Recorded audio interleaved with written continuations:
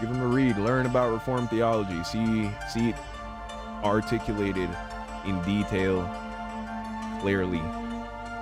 See if it's biblical. But again, total depravity, you can't get around it. That's why I'm a Calvinist, because the Bible teaches total depravity. The Bible teaches that I did not have the capacity to choose Jesus as an unregenerate sinner. I needed to be quickened whilst I was still dead in my sins. The Bible teaches clearly that without the Spirit of Christ, you cannot understand the Spirit. The flesh profiteth nothing. If I was spiritually dead, all I have is flesh. The flesh can do nothing.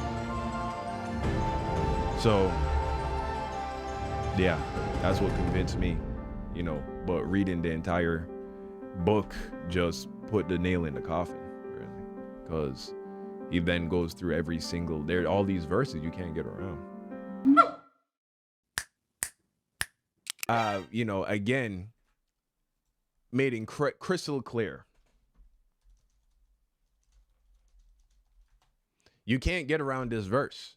1 John chapter 2, verse 19.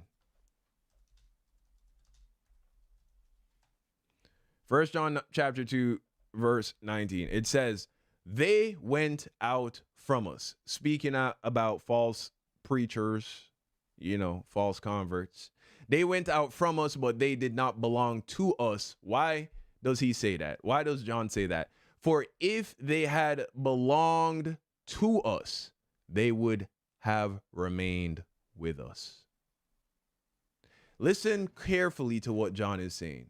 He says, if they had belonged to us, if they were truly one of us, they would have remained with us. Full stop. Full stop. Anyone who truly belongs to us would have remained with us. I missed the dono. I got it. I brought him on. Why am I unafraid to explain your verses and you don't look up? Well, I never accused you of being unafraid of anything. But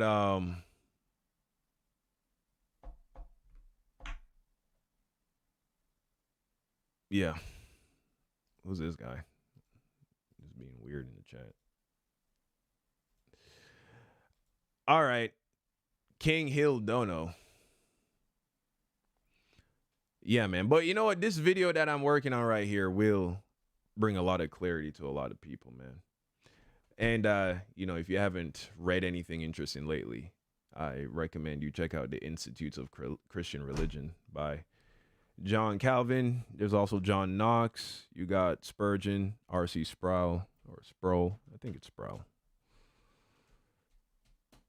Give them a read. Learn about Reformed theology. See it articulated in detail, clearly.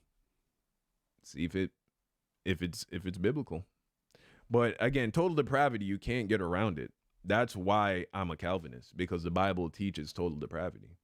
The Bible teaches that I did not have the capacity to choose Jesus as an unregenerate sinner. I needed to be quickened whilst I was still dead in my sins. The Bible teaches clearly that without the Spirit of Christ, you cannot understand the Spirit. The flesh profiteth nothing. If I was spiritually dead, all I have is flesh. The flesh can do nothing. So, yeah, that's what convinced me, but reading the entire book just put the nail in the coffin, really, because he then goes through every single, all these verses you can't get around. Yeah. I thought he left Calvinism. I was never a Calvinist. I was early on in my walk, I was being exposed to Calvinist preachers and ideas without knowing it. But I was never a Calvinist. I could never articulate to you Calvinist doctrine before I, recently within the last month started studying it and testing it, you know, vigorously. And as I was showing you in this video, reacting to with Mike Winger, even Mike Winger, he is misrepresenting Calvinism, asserting that Calvinists believe that faith is a work. Calvinists don't believe that. So, yeah.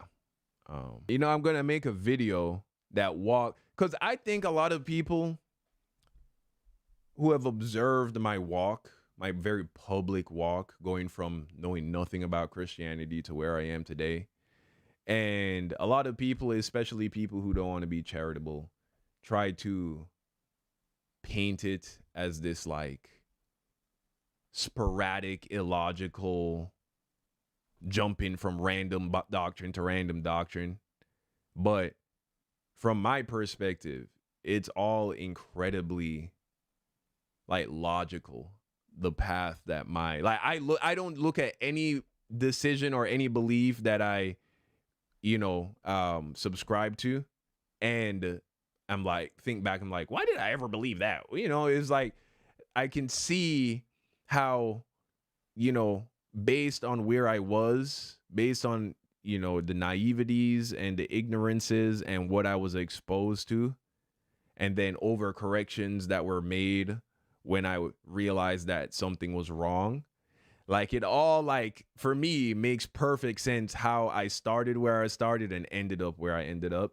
And so a video I want to do is one that just kind of walks people through, like an animation, walking people through my journey, my faith journey, how it is that I started off literally one day saying to my, at the time, fiance, let's start going to church. I'm going to a Catholic church, taking shots of vodka before going to the church. How I started there. The very initial inspiration for me was watching Midnight Mass, a demonic vampire Netflix show that just had a Christian element to it because the storyline was made around this Catholic community I think it was in Hawaii or on some island. How it went from that to where I am today, and I think it also will give me an opportunity to, I don't know, impart some wisdom on new believers. They'll learn a couple of tricks in terms of how to properly discern. See, what I was thinking about this today. That Christianity, you coming into the faith, should not be you just like going to church. This really is something where you should be taught. Christianity and proper theology and all that is something you should be taught when you decide you want to be a Christian. And you see that. You see that in the Bible. Whenever Paul would go and evangelize, he would spend a lot of time with them, teaching them. And we see it in the book of Hebrews where it said, right, where I'll give you an example. Hebrews chapter 6. What do we see the author saying? Therefore, let us leave the elementary teaching about Christ and go on to maturity, not laying again a foundation of repentance from dead works, faith in God, teaching about ritual washings, laying on of hands, the resurrection of the dead, and eternal judgment. What we see here is a short list of fundamental principles that were obviously being taught to all Jewish converts to the faith. It was like a checklist of like, you're a Christian, you must understand this, this, this, and this.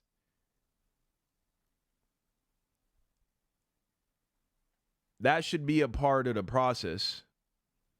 That should be a part. And maybe in some churches, they do make it a part of the process. I know that I went to both a Catholic church, a Presbyterian church, and a Baptist church in the earliest parts of my walk. None of that was like done. You just kind of show up and you sit down and you just listen to the pastor. It's like starting a show in the middle of season 7, and then you're just supposed to figure it out. That's how you end up like a guy like me, just on YouTube, just trying to figure it out, listening to pastors, da da da.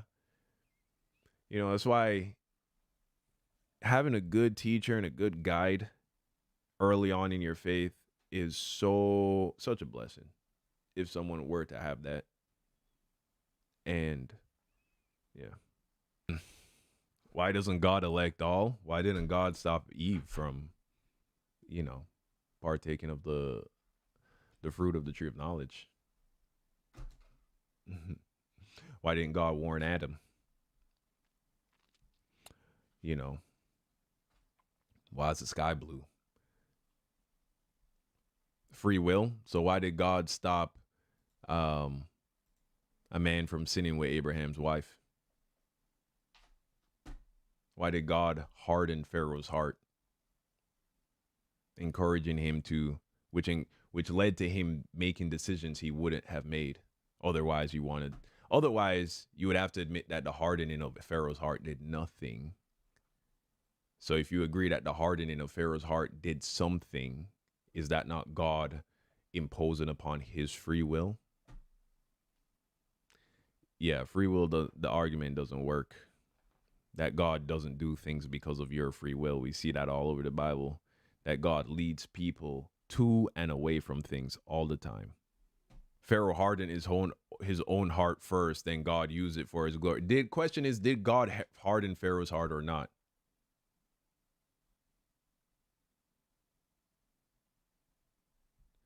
Why did God put a tree in the garden that would bring death, then tell them not to eat it? Exactly.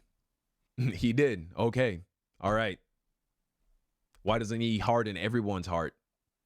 Everyone who has ever rebelled against God, everyone who has ever disobeyed God, everyone who's ever sinned, why doesn't he just harden everyone's heart?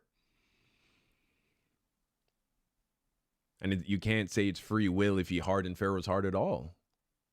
Why didn't he just allow him to harden his heart to the point where he would have hardened it by himself? Why? Because we would have never gotten to the 10th plagues. If God didn't harden Pharaoh's heart, Pharaoh would never have chased after Moses and him. Pharaoh probably wouldn't even made it to the 10th plague. Pharaoh probably would have got fed up by plague number 5 or 6 and be like, all right, I'm done with this. I'm tired of this. You can't then say because Pharaoh hardened his heart this far, it then gave God a justified reason to harden his heart to the point where he took it to where he took it. That violates free will. If it was just free will, he would have allowed Pharaoh to just do what he wanted to do. Nothing more, nothing less. So you must agree that God clearly violated Pharaoh's free will. Anyway.